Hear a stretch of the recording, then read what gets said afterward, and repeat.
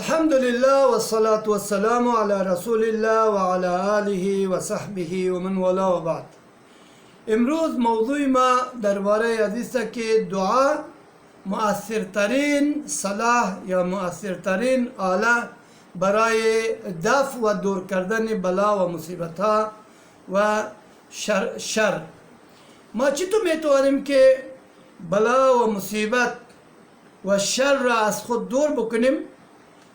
محتاج هستیم که به دربار پروردگار متعال حاضر شویم و او را بخواهیم و مشکلات خدا در پیشروی از او پیش بکنیم تاکه الله سبحانه و تعالی با التجا و عاجزی و انکسار و تواضعی که ما در برابر از او اظهار میکنیم و خدا عاجز و متواضع میدانیم و ایران میدانیم که الله سبحانه و تعالی قدیر و قادر است، قوی است و ذوالقوه است و هرچی بخواهد میتواند بکند.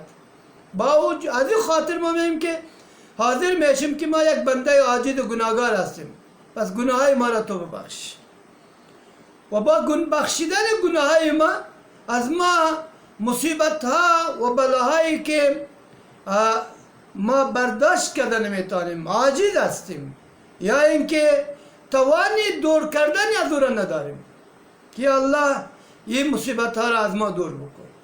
در مسند امام احمد ابن حنبل رحمه الله و سنن ترمذی امام ترمذی رحمه الله حدیثی را اینها از عبدالله ابن عباس رضی الله تعالی عنهما نقل کردن. حدیث نمبر 3551 در سنن ترمذی و حدیث بالکل صحیح است. حتی شیخ البانی رحمه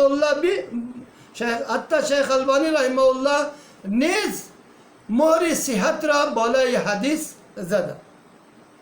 از این خاطر رسول الله صلی الله علیه و سلم با این الفاظی که در این حدیث وارد است دعا میکردن و با الله سبحانه و تعالی راز و نیاز خود پیش میکرد.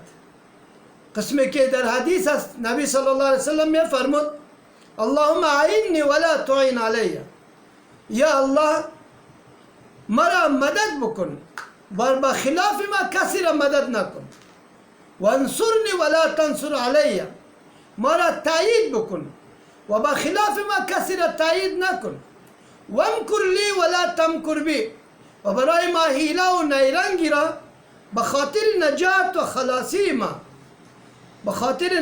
خلاصی ما به ما تعلیم بده و بخلاف ما هیچ نیرنگ یا مکری را راه ندی. واهدینی و یسر الهدى لی، ای الله مرا هدایت بکن و راهی هدایت را یا رسیدن به هدایت را یا طریق هدایت را برای ما آسان بکن. نبی صلی الله علیه وسلم به اینا دعا میکرد. از این خاطر در دعا میفرمود وانصرنی علی علی من بغى علی، مرا مدد بکن برخلاف او کسی که بر بالای ما بغاوت کرده و بالای ما زیادتی کرده. از این خاطر نبی صلی الله علیه وسلم میفرمود رب اجعلنی شکارا، یا الله مرا زیاده شکرگزار بگردان، لک ذکارا و مرا زیاده ذکر کننده بگردان، لک رهابا و مرا زیاده از خود خائف و از خودت ترسنده بگردان که ما از تو بترسیم، از در حالت سختی و مشکلات و در حالت خوشحالی در هر حالات ما از تو بترسیم.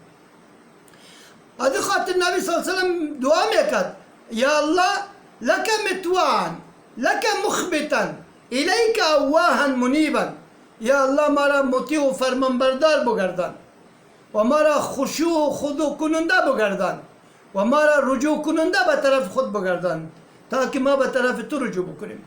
ربی تقبل توبتی، ای پروردگاری ما توبه مرا قبول بکن و اغسل حوبتی و گناهای مرا بشوی و عجب دعوتی و دعای مرا قبول بکن و ثبت حجتی و دلیل مرا محکم و مضبوط بگردان، وحدی قلبی و دل ما را به طرف راه راست هدایت بکن و سدد لسانی و زبان ما را مستقیم بگردان، زبان ما را مستقیم و درست بگردان. وصلو سخیمت صدری، یا الله از سینه ما کینه و کدورت، بغض و حسد و هر اون چیزی که در دل ما موجود است خلاف شریعت، دل ما را صاف بکن و دل ما را پاک بکن. این دعای نبی صلی الله علیه و سلم است و این بهترین، یعنی اگر بخواهیم بگوییم بهترین آله و بهترین صلاح یا بهترین ذریعه است برای نجات انسان. اگر انسان بخواد که از عذاب پروردگار و از مصائب و مشکلات، خصوصا در این روزها که مشکلات ویروس کرونا است و مردم پریشان است، پس پریشانی برای دور کردن پریشانی راه حل چیست؟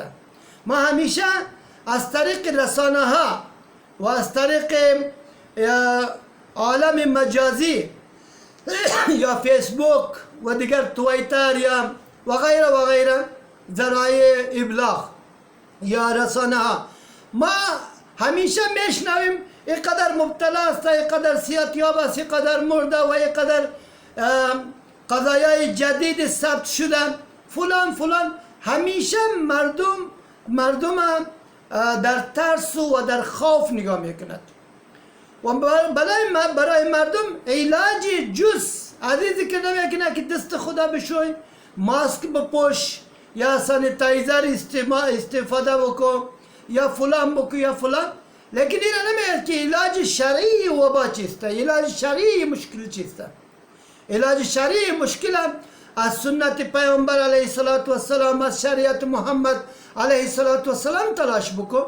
پیامبر علیه السلام برای بیرون رفت و برای حل این معضله بزرگ و برای حل مشکلی که دامنگیری همه مردم دنیا و بالخصوص مسلمان ها و بالاخص افغانی های ما شده، پس ما افغانی هستیم، ما میخوایم که مشکل هذی را ما از حدیث تلاش بکنیم.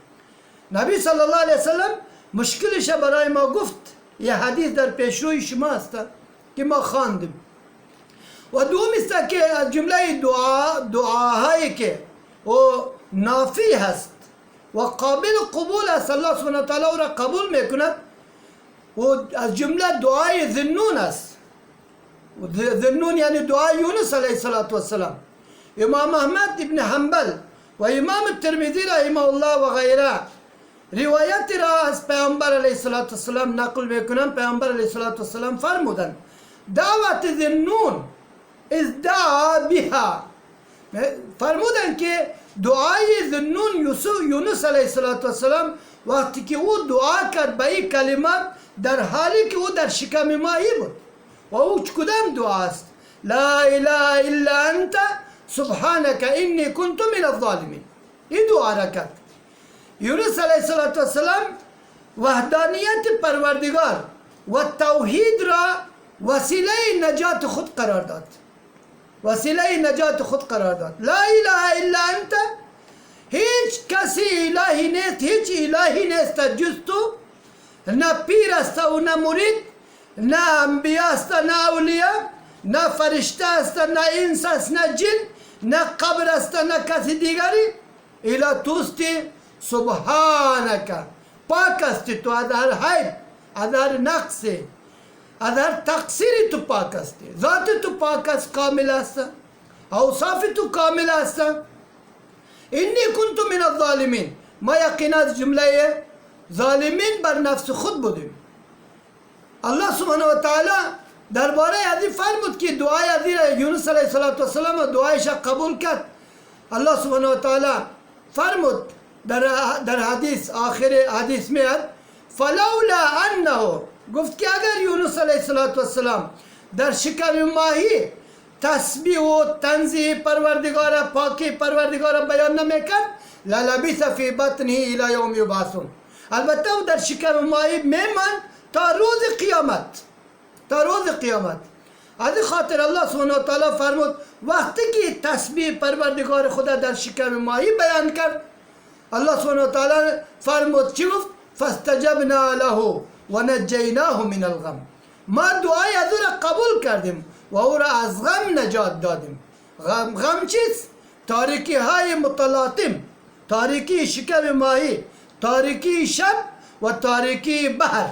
با وجود از الله سبحانه و تعالی از این مشکلات را نجات داد. اگر ما هم میخواهیم، اگر بخواهیم که از مشکلات نجات بیابیم، پس این دعا را ورد بکنیم. انشاءالله این درس جاری است، در آینده درس هم ما را تعقیب میکنیم. و صلی الله تعالی علی محمد و علی آله و صحبه اجمعین.